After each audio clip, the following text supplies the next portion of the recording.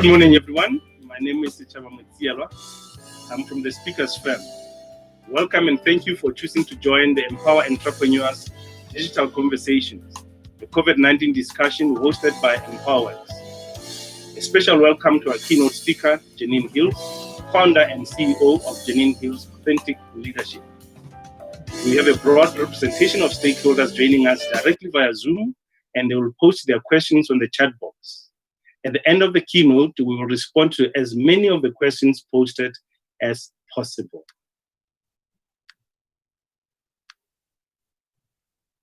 This morning is a beautiful day in Johannesburg, as we can all see, and anywhere else in the world. So when we speak about the changes that are happening, bear with us in terms of where we are. We cannot help but brag a little bit about where we are.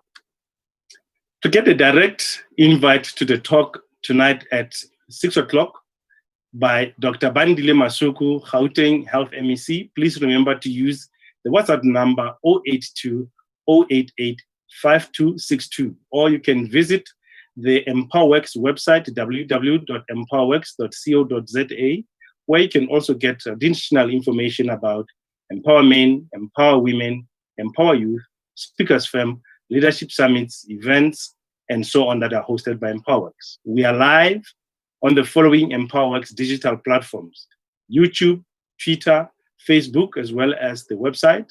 And the hashtag that we've been following for these conversations is Empower Entrepreneurs. This is now sounding more like a cliche, but it's not. COVID-19 has changed the world. Yes. This morning, we're going to be speaking to a serial startup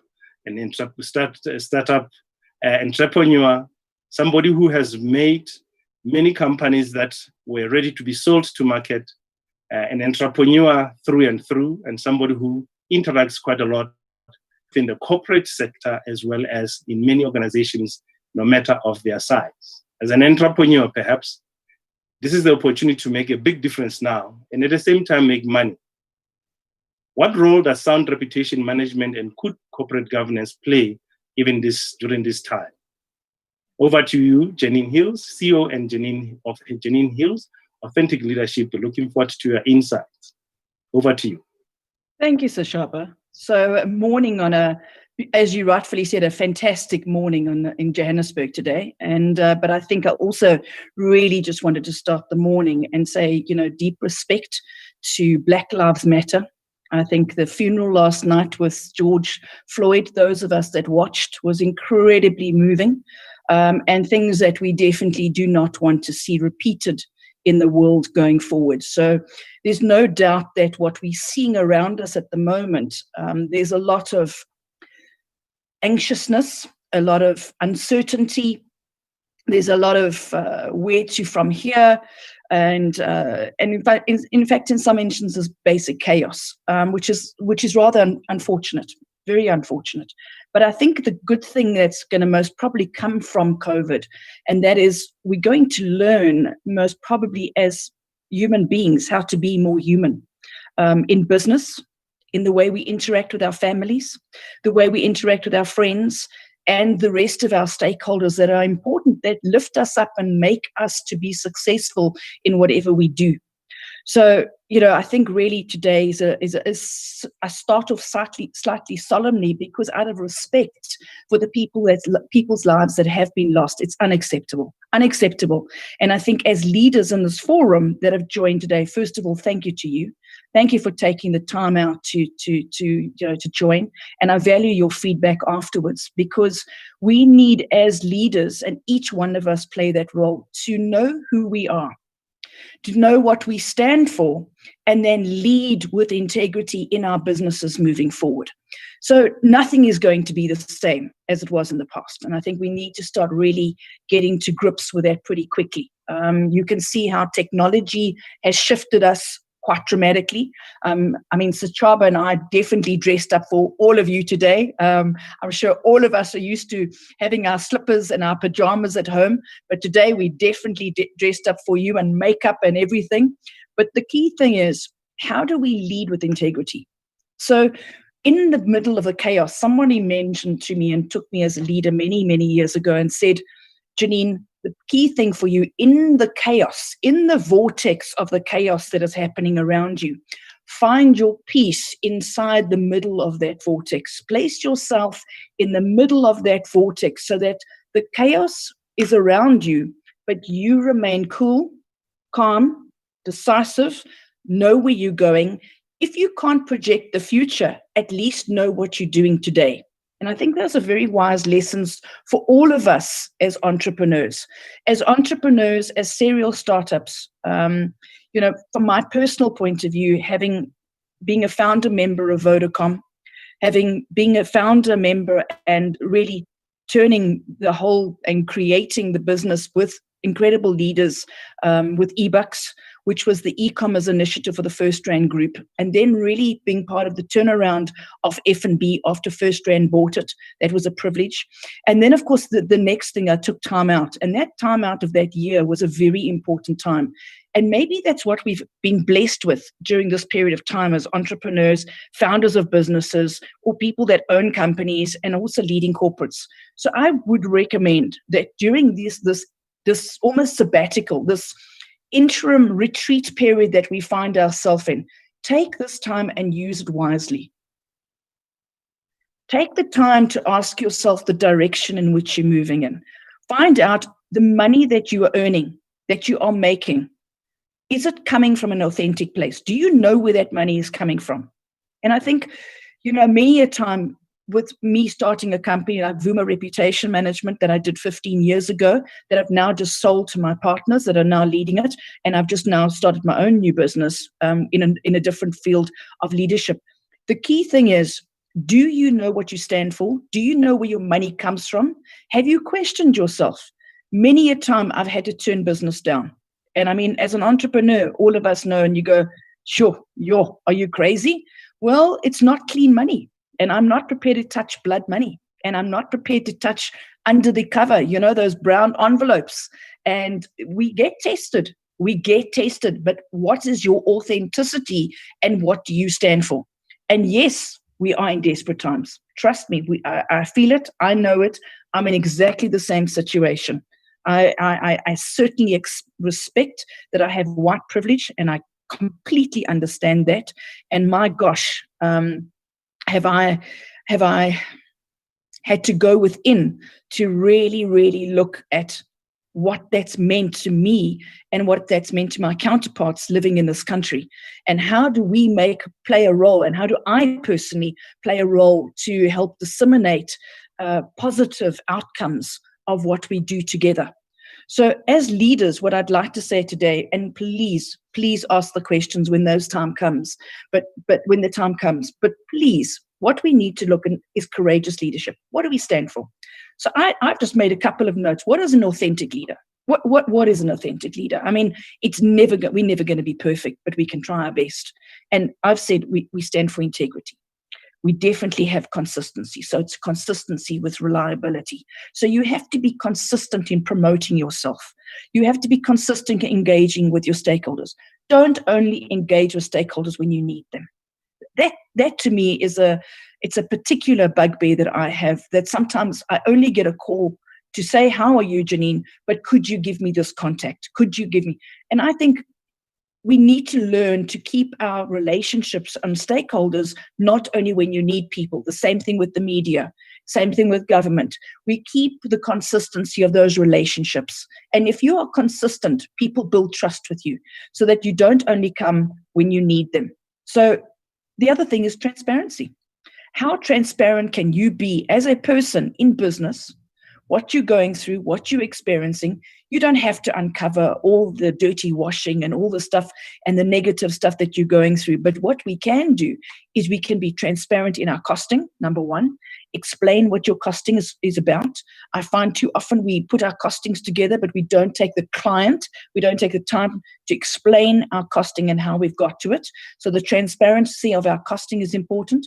The transparency of our engagement. So the setting of the rules of the engagement with the client. The other thing is, if you're dealing with an NGO, set the parameters of the transparency in the engagement process that you're going to do. So it's about us being the leaders and creating the paradigms in which that leadership engagement will take place. So it's not about being technical. It's just about leading principles of how you will truly live your life. And maybe the word transparency is quite a funny one. It's definitely linked to the next one, which is honesty. And I've always learned from this. And once I went onto a course with a whole lot of people, and I was still at F&B days. In fact, Wendy Lucas Bull sent me on this transformation course as a gift, as a farewell gift, which was very, very important for me. And I loved it. I really, really loved and grew from it. But what was important was there was a debate for 20 minutes on honesty. And that threw me off. I listened and listened and listened, and then my tolerance, I just lost it. And I just stood up and I said, guys, I hear you all. But I'm sorry, you're either honest or you're dishonest.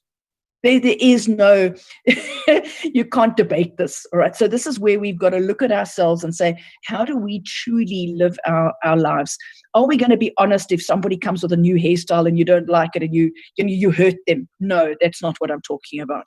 I'm talking about the honesty and the transparency of engaging with a client and engaging with a stakeholder with doing business. So, even with your bank, be transparent so that they can understand the learnings and the growings of your business.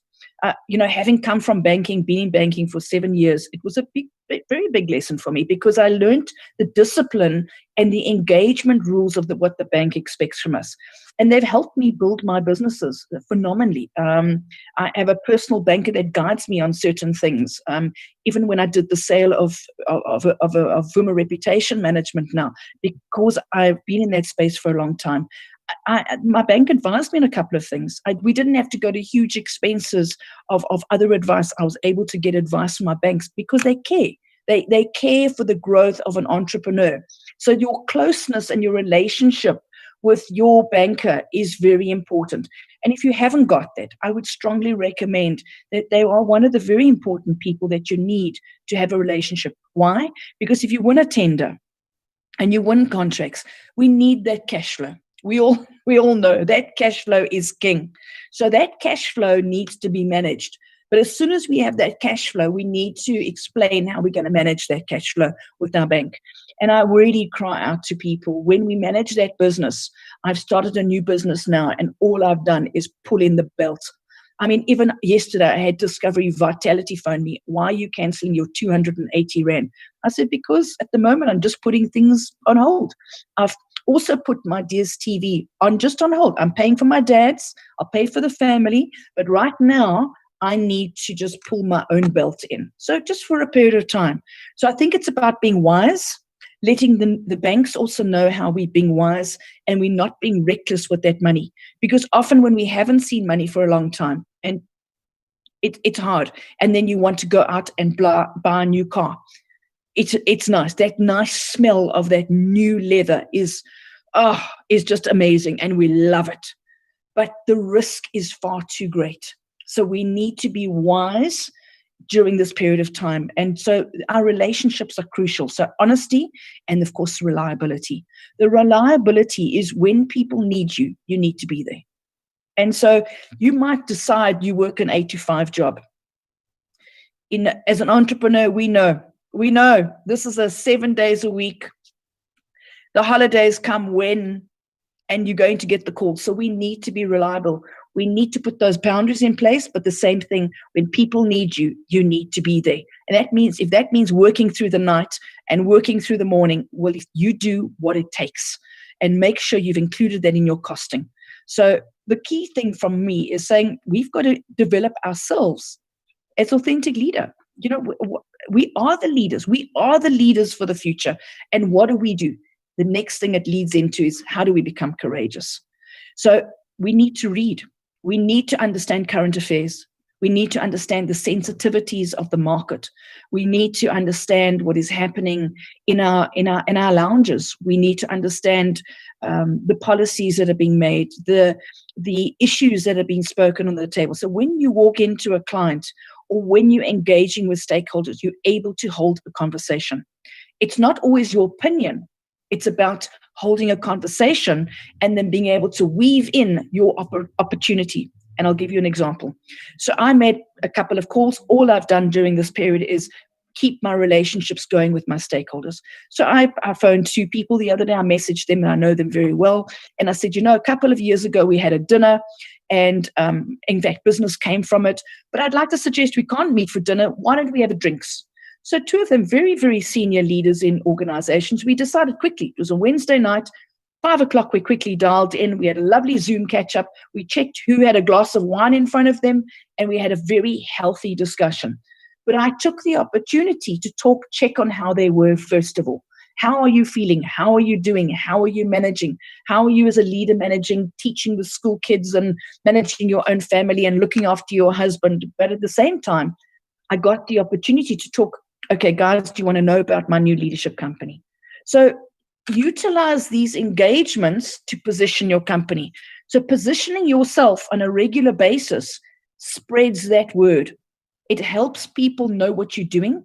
And sometimes you have to reiterate that, because I had a call yesterday. I spoke to my very good dear friend, Tebe Kalafeng, and he thought I was still with Vuma Reputation Management and I was doing this as a side business. And I said, no, I've sold that business and I've got the most incredible leaders leading that. Sepo and Palesa are running with that company, leading forward. This is my time now to build other authentic leaders, and that's the direction I feel comfortable in. And he said, I didn't realize that. So what I mean by that, we have to repeat ourselves. We have to keep repeating it, sending up WhatsApp messages, keeping together, keep up to date, and keeping our clients or potential clients in line with the stakeholders and current affairs. So often I will sit over a weekend. People that are online now, I see Siobhan's online, Janine Stocker's online. Thank you. As I go through. So there's a couple of familiar faces. I know Grathel was trying to get on as well. So people I do know, and Tanya Maritz that I know, these are people that get regular articles from me. I don't know when I will do business with them. I'm not sure. But in the time, they either will learn to trust me, and they will feel that they can trust me well enough to recommend me. They will recommend the business. They will recommend the people I work with. And that's what we want. We want people to like you, number one. People do business with people they like. That's number one. Number two, people do business with people they trust. And to keep building that trust, it's not about just pushing your own agenda. It's about being there for other people as well. So over a period of time, people say, I can trust this person. I like this person.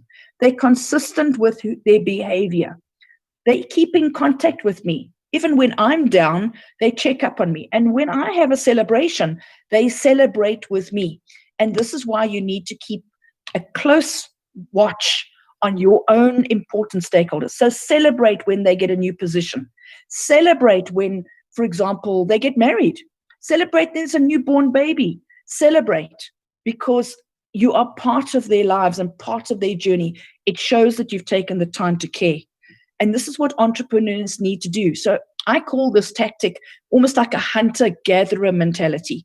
You gather information, and then you're able to position yourself once you've earned their trust. And that trust means that people will then buy from you. You're not selling. You don't have to do a hard sell to position yourself, because over the years, people know you as reliable and trustworthy, and they know what you stand for. So the big thing is leadership's in each one of us. Each one of us are a leader. Everyone that's dialed in here, you are a leader. You influence your family. You influence your local community. You influence your church, whether it's your ashram, wherever you go, you influence where you go. So what you say and your terminology you use, the words that you use are sacred, absolutely sacred. So we need to inspire. We need to inspire, no matter how tough your day is. You've got to put that within yourself. You've got to meditate, go in peace, do your prayers, and know that you will be carried through this process. But then your time is to also help inspire other people. So often I will just send a message to people, are you okay? I'm just checking in with you. How's your day going? And if I see the message is not great, I make the call to that individual straight away to check on them that I can possibly help them. If I can't, it's okay. At least I've checked in with them. And that's what leaders do. I liked it recently. In fact, I was watching Presidency to see what they would do with Elon Musk. You know, he's a South African American. We know that. You know, I think Donald Trump needs to recognize him as an immigrant. He's a South African. He's born and bred. We don't lose our South African status when we travel overseas. And even Elon Musk has been loyal to South Africa. But the key thing is, I loved it that even Cyril Ramaphosa, our president, sent congratulations to him. And I think those are the things that we need to do. Is when somebody is positioned. I saw the other day one of our speakers on the platform, Bonang Mahale, is now Professor Bonang Mahale. Congratulate people because it means something to them. The other thing that I've really always done over the years, and that is celebrate people's birthdays. And it's something that I've really had to learn because I didn't come from a family like that. I didn't come from a family that we celebrated. It's never been an important part of our upbringing. But when I managed teams of people, I watched. And I received a gift once when I was at FNB from Wendy Lucas-Bull, who was the CEO at the time. And that stood out for me. She sent a candle. Very inexpensive candle with a little personalized note to say, Janine, just wishing you a happy birthday. And at the time, I was the head of the group communications for the group. And, that meant a lot to me. And I never forgot that. So what I'm saying is those small things go a long way to inspire somebody, to make them feel that they are important, that they are acknowledged, that they feel that someone recognizes them. You don't know what they're dealing with in their day-to-day life. And as entrepreneurs, we don't know what each one of us are dealing with. The gender-based violence issues that have risen so dramatically in the country over this period of time is unfortunate. It's beyond unacceptable and most unfortunate. And I mean, I work closely with the team from UNICEF on that. And today they've it's also self-protection for the children and looking after our children for specifically this week is the focus. But in doing this, let's make sure as leaders, we're also reaching out to our community as well, helping our communities that are really going through challenging times to guide them through how they can deal with these issues. A lot of our women are going through tough times. We know that. They're trying to multitask. I was talking to one of my very good friends. I won't mention which company she's from. She's the director of corporate affairs. And she says, I get home, I'm there, I've got a full-time job. I'm essential services, a very high-powered position in a listed company. And guess what? She's cooking, she's washing, she's ironing, she's sorting out the school kids. And guess what? She's still delivering at work. And her husband is a fabulous man. And she loves him very, very dearly. But this husband, he still asked for lunch the other day. So I think it's about just feeling the temperature of your family as well as leaders. I think we all need to play our part, to come in. Brand South Africa's got an incredible program called #PlayYourPart. And Brand South Africa is about citizenship. It's about how do we as leaders play a role in driving the positive side of our country, driving the initiatives that play a positive role in South Africa. I don't know if anyone listened to the George Floyd or watched the George Floyd funeral last night. What stood out for me was the pastor. And he turned around and he said, we're calling on this to make America better. We're calling on this to raise the standards of America, to come back to our Constitution. And so this is the kind of language I would like to start seeing in our circles and as leaders. And as entrepreneurs, we are leaders. We're the backbone of this country. We are the strength. We employ people. We employ the most number of people across South Africa. And we are the innovation and that will pull South Africa through. So if we are positive and we harness that positive language and we instill the positiveness of bringing our country with us and we are ambassadors for a positive message, we can make a huge impact for foreign direct investment, which is what presidency and the rest of the investment community focus on. So we do play a very, very important role, but we also need to look at ourselves. So I think, we've got an exciting journey ahead for all of us. I've spoken a lot. I don't like speaking as much, but I really think we could lead into the questions coming through from everybody else, and I'm open to it, Sishaba. Thank you very much, Janine. And not many have come through yet. However, there are a lot of compliments to say you truly are an authentic leader. Everything that you are saying comes through in what you do. So I'll kickstart the questions while guys are still thinking about it. Is that fine with you? Can you hear me, Janine? Yes, I can. Yeah. All right. Good. Let me kickstart. So you spoke about maintaining relationships. The reality is, as an entrepreneur, my relationships could still be with other people that are struggling. And I don't have relationships that are of people that, let's call it, have made it. How does one break through into those relationships as an entrepreneur? Yeah, it's a good point, actually. It's been an interesting journey for me. I mean, for those that might or might not know me, but, there are a certain number of people on the group that do know me fairly well. Sashaba, I come from nothing. I come from a very, very poor background. I come from a basic government school in Port Elizabeth, Ebai, and I saw a lot. Sashaba. It's very hard for me to go back to Port Elizabeth. And how did I get myself out of Port Elizabeth to work with some of the great leaders in this country? It's a privilege. And I think the one way I have learned about being able to do that is to serve. So wherever I've gone, I have served these individuals that I look up to. I don't look at my mentors as what can I get from them. I look at what can I bring to the party that can add value to make them look better. And maybe this one example might be a good one. So one day when Wendy Lucas Bull was, sorry, I seem to be working with her a lot today. I don't know why, but sorry. But she's always been an amazing woman for me. But I went to her one day. She was in CEO position and I'd just been appointed in the position. And I didn't like the structure of what was happening in the communication structure. And I scheduled an appointment. So she scheduled lunch with me. So we sat together. And Wendy's quite austere. She's quite proper and, and I'm not exactly that kind of person. I've had to learn how to behave myself in those environments. And I made a suggestion over lunch with her. I was terribly nervous, Chaba. And I said, Wendy, you can't be the only spokesperson.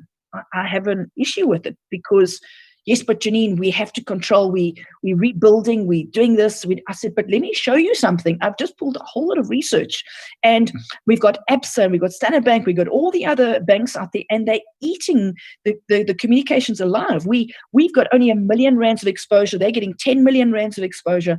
We are losing so many opportunities. And when I showed her the stats in front, she went, oh gosh, I had never thought about that. I said, we should be talking to people about home loans. We should be talking to people about their car finance. We should be really out there guiding people on how to utilize their banking finance better.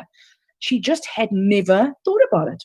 It wasn't that she's incompetent. She's more than competent.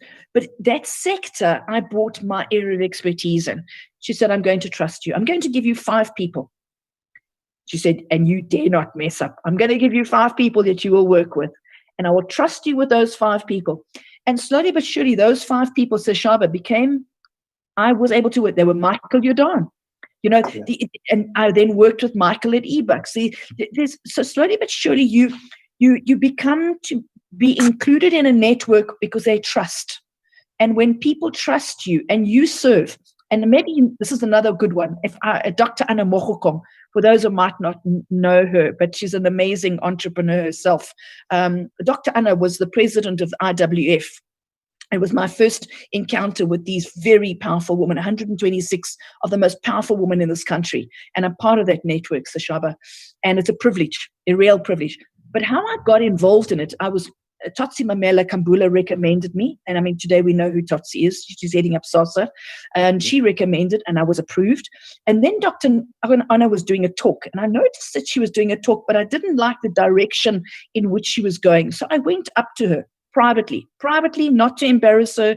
And I said to her, Dr. Anna, may I speak to you? Took her aside. And I said, these are suggestions. We became friends. So I then guided her as president through that period of time, so she had a sounding board. So it's about serving, I believe, Sashaba. Thank you very much. I'm going to switch off my video so that I can get closer to the questions that have come up, and then I'll switch it on again. So I'm still here. Thank you. So this one comes from Matsuban. It's FR Matsubane, I can't see it. It came privately to me by mistake. It should be in the public domain there. Says, in relationships, there are challenges, especially in homes and businesses. How do you channel your life from those challenges, and how do you maintain your family relationships with them? Sure. First of all, thank you for the question. As people move higher and higher, so I watch current affairs, I watch who gets, promoted into new positions, and I congratulate them. I send them a WhatsApp message. Nozipo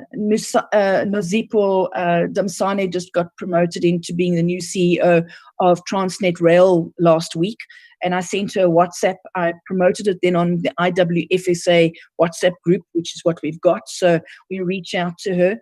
And then I sent a message back to her. So all of a sudden, yes, she's been on Facebook with me, but now I've reached out to her. I'm not sure what will come from it, but at least there's a recognition of a journey that we might make together. All of a sudden it was quite interesting.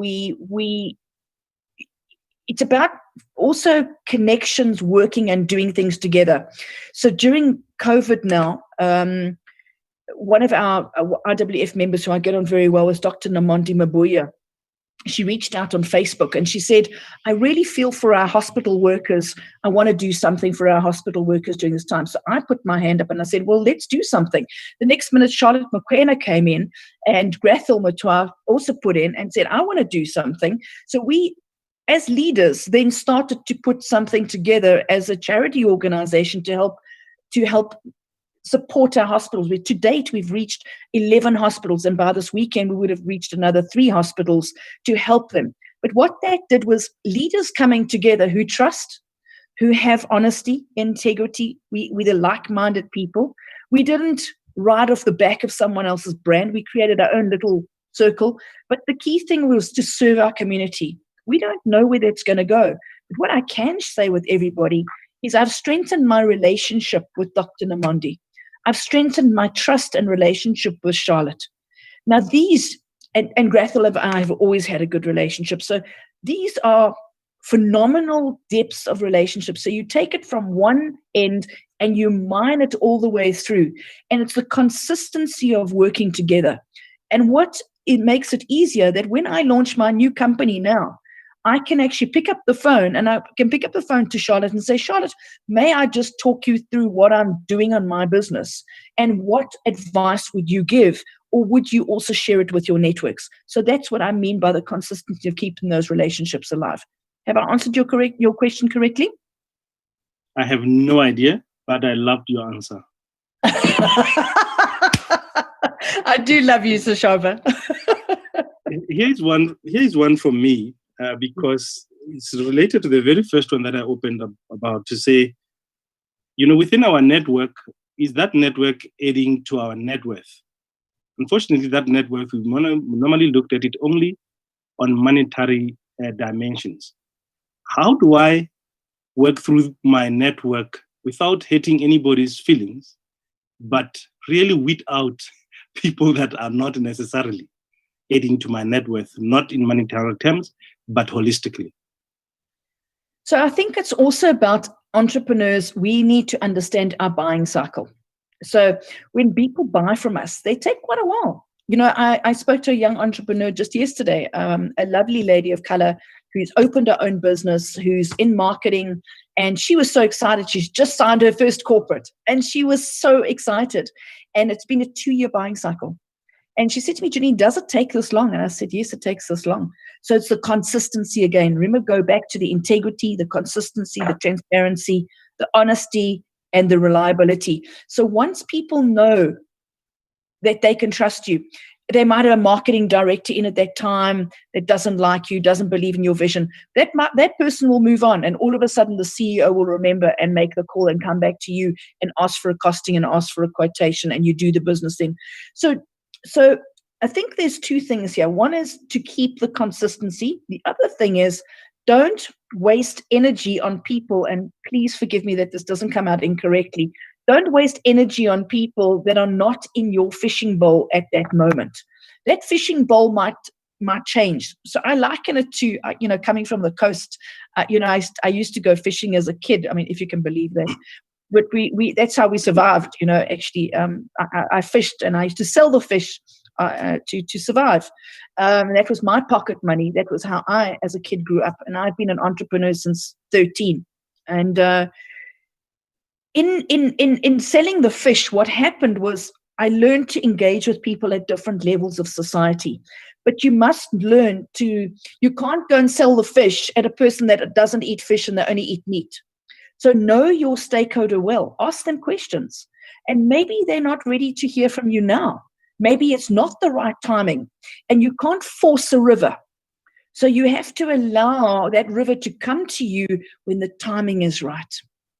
It's about sowing that seed. Sow that seed and keep that seed warm. A sale is always warm if you keep the consistency of keeping it in contact. All the boards I've sat on in the past, and even when I've stepped down off a board or I've stepped down off an association, I've just stepped off now on one because I need to focus on the business. I've just stepped off 3 important associations to focus. But I keep in contact with everybody. And that's important because I don't know when I will return. And I don't know when I want to pitch to that person on business. But you can't always wait for the person to ask you to do business. We have to ask for that business when it's appropriate. So if I've got a trust and a relationship with somebody, Sashaba, I reach out and I say, you know what, Sashaba, when you got the chance, can I send you, my new electronic brochure that I've got? And maybe this might even help you. It might help a friend.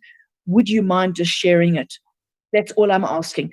And if you keep doing that consistency, there's no doubt that the trust will come through.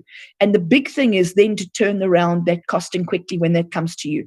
I find it's very frustrating for me, and the people that I also deal with, they take too long. They take too long to get a costing back. You need to get a costing back within an hour, 2 hours. You cannot take 2 weeks or a week to do a costing or a proposal. Unacceptable.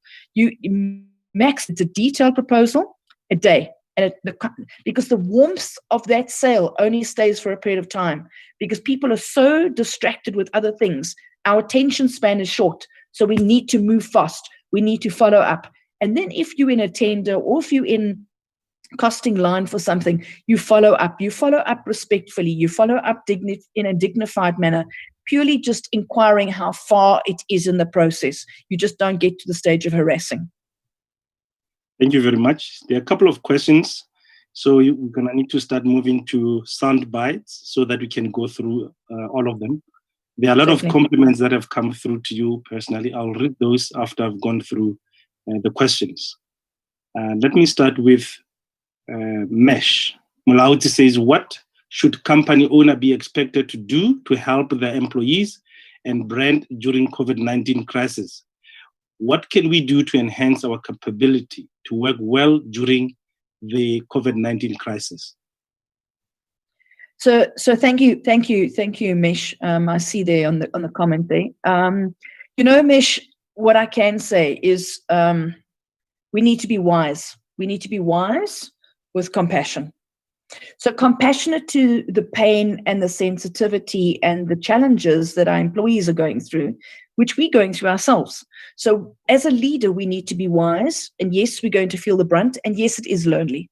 It is lonely. And the higher you move up, it's lonelier at the top.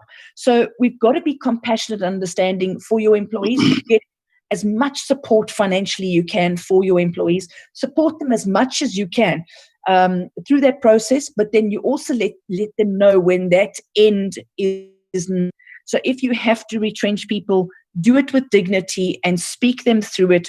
Try and connect with a headhunter. I've just done a closure, sadly, of a magazine house recently. We put a headhunter with them. We help the employees move into a different direction. People need to upskill just during this period of time, make recommendations of different directions in their careers.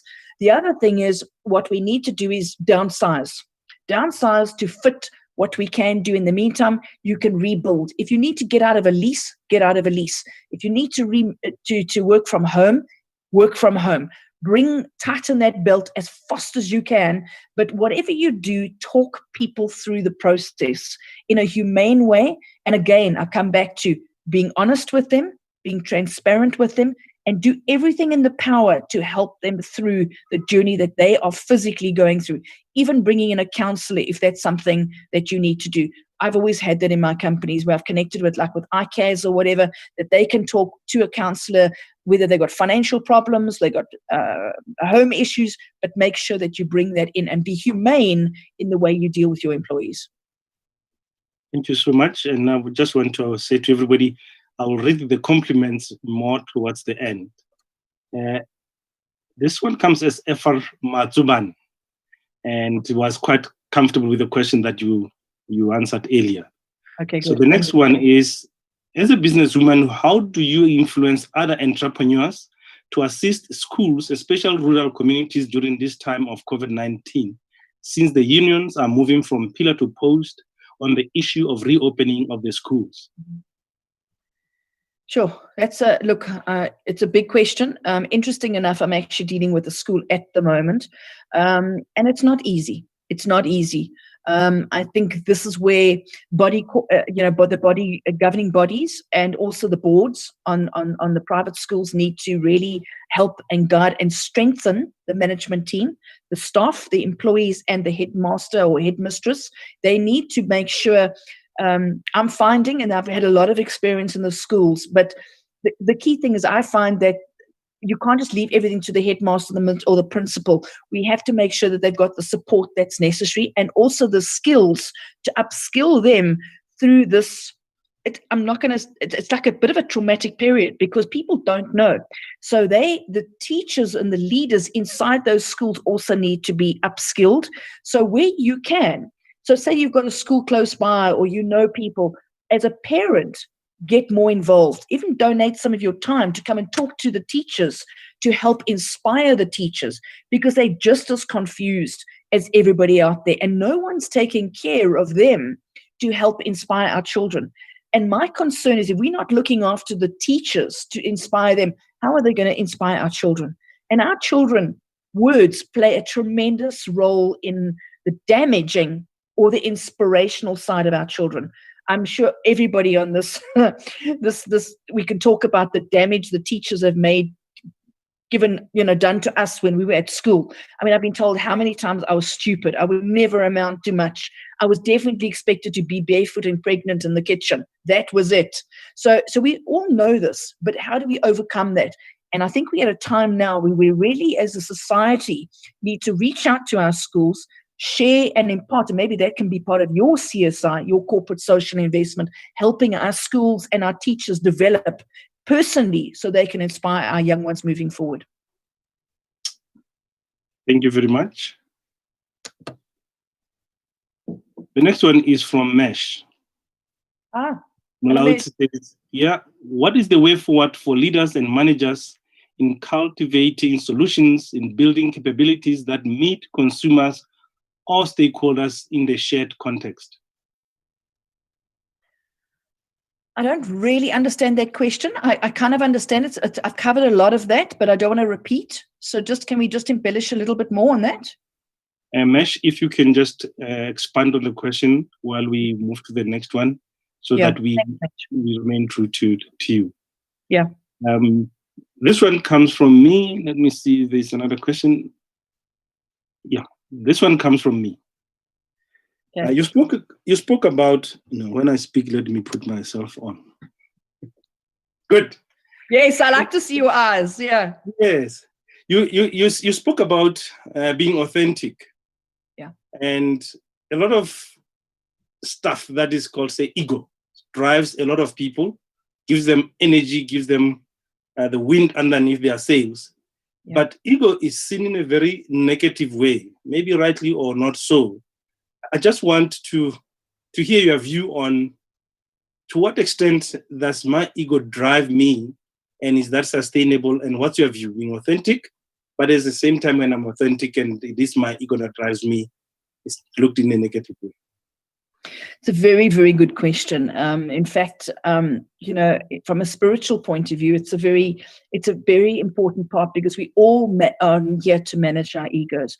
We all have egos. We must accept it. We have an ego. In fact, we all need that ego. the ego pushes us up, as you rightfully say. You get up in the morning, you've got to do a hard sell, you've got to do that. So you've got to inspire yourself, which is your ego, knowing how good you are, how great you are, your self-belief. But it's when that ego turns into aggression is when it goes wrong. When you are arrogant enough not to listen to a second person or to listen to another person's point of view, that's when our egos, Sashaba, get in the way. So, or our fear allows our egos to get in the way. So it's about being conscious. And that's why I talk about our conscious leadership during these challenging times. Read the room very carefully. That's very important. Read the room of who you're dealing with. Sometimes I've walked into rooms and I can just feel that aggression. I can feel that it's that ego that I know I'm going to deal with. So I look at it and how am I going to deal with this? And so I didn't expect it.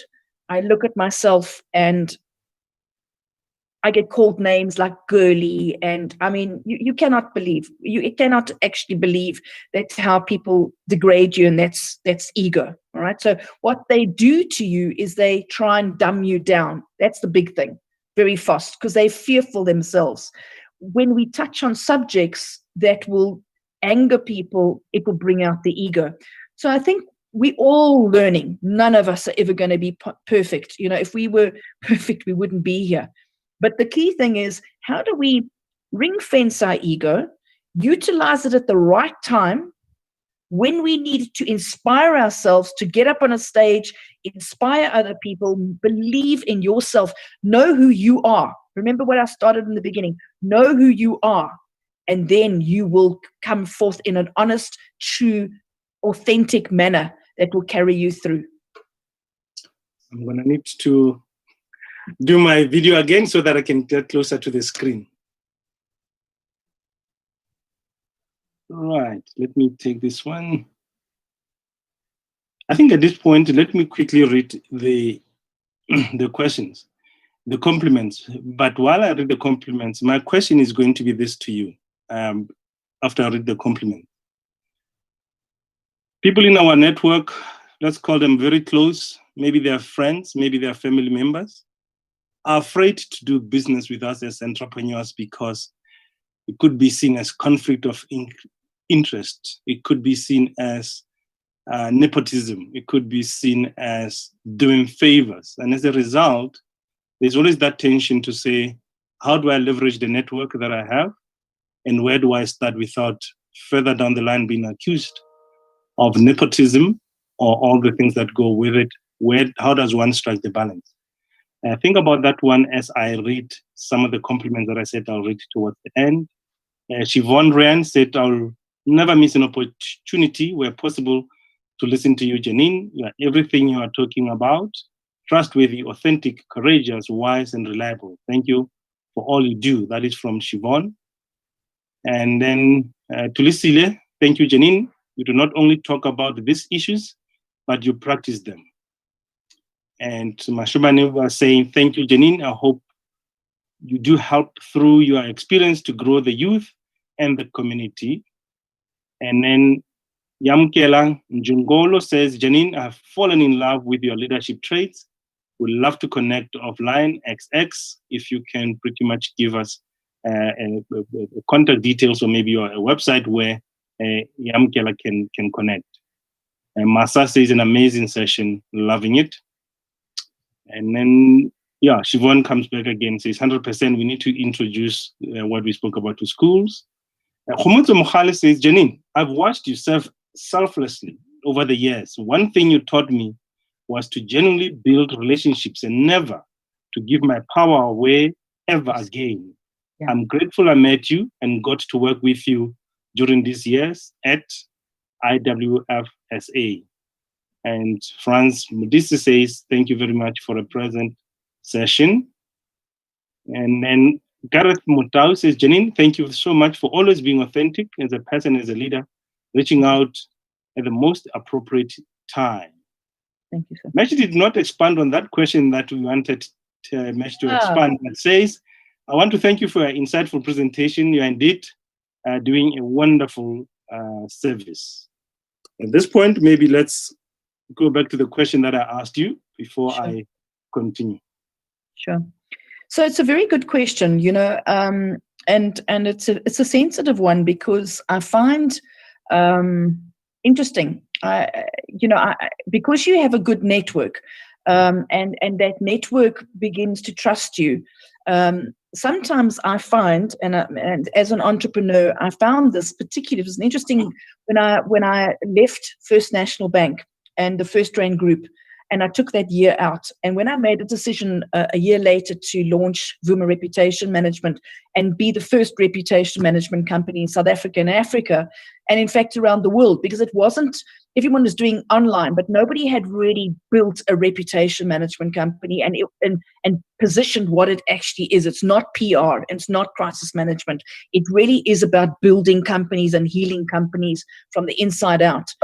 And after doing that, it was an interesting journey, because I realized that sometimes people that I knew were not doing business with me.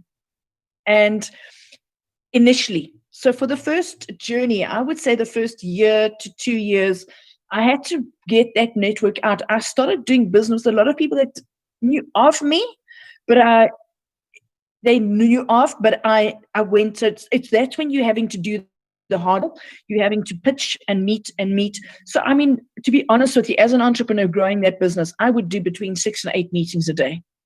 And in fact, I've only slowed down now. I still do on average between 2 to 3 to 4 meetings a day, whether it's just connecting and whatever, because I'm building something new.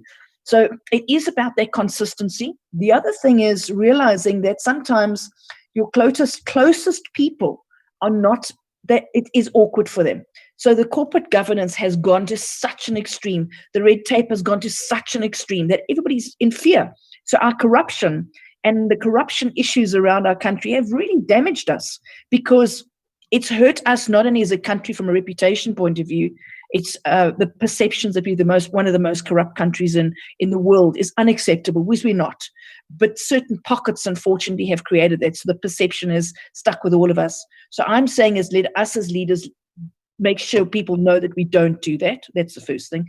The second thing is know when to walk away. And I use an example of this is you can woo somebody. It's like guys, it's the shop. I'm sure you've had to woo somebody, at varsity or whatever that you fell in love with. There's a time that you turn around and you say, this girl's not going to love me. It's the same with same thing with a stakeholder. That stakeholder might come back to you at a later stage, maybe a year later, 2 years later, you'll get an unusual call. Oh, I remembered when you sent a proposal in. But the key thing is, know when to walk away, know when to ask for business, read the temperature. So that's why I call conscious leadership is at play. We need to use our EQ, and we also need to utilize our IQ, which is listening to what the client wants.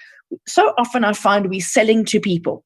We're not listening to what the client wants. So we need to be more solutions driven, listen and match our products and what we offer in line with what that particular client is requiring, not what you want to sell.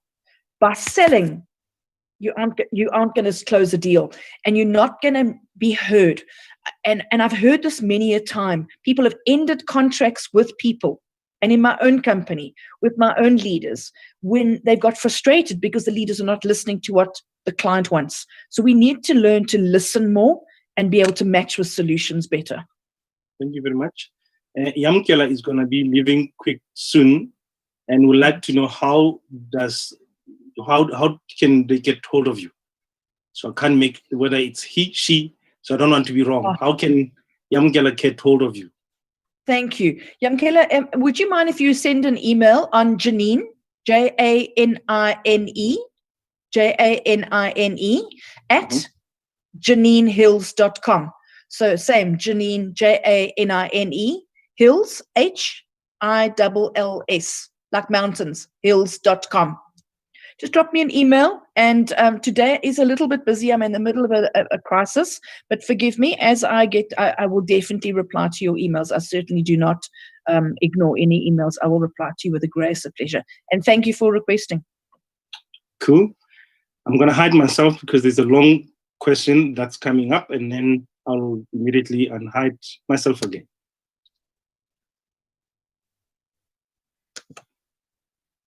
Good.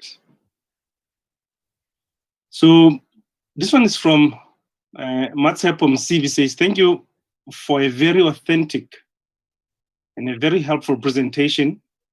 In your presentation, you mentioned working with the presidency, Wendy, Lucas, Bull, and the amazing 126 of the most powerful women in South Africa, which is an amazing network.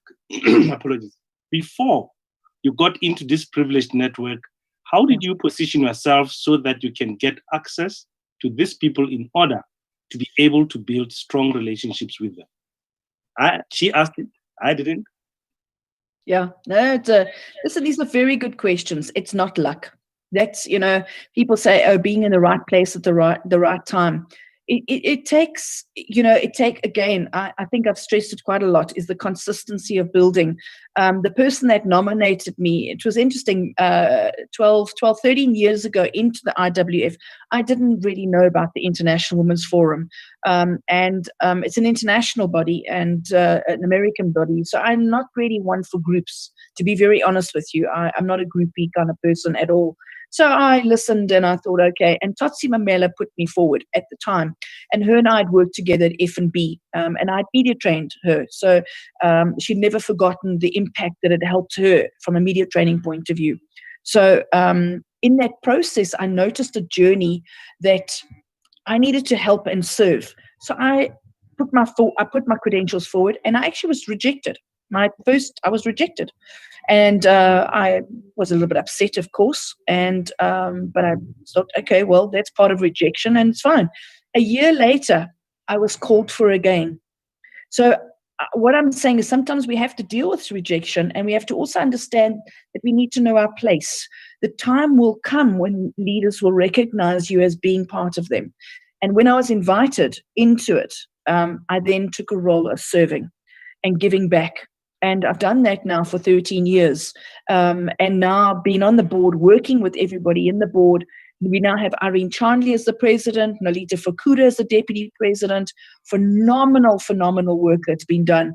And we created this board, and we now have leaders that are really serving and helping to make an impact on the direction of policy for women and gender, and also just business in working business together with presidency. So do I know everybody intimately? Do I know everybody? No.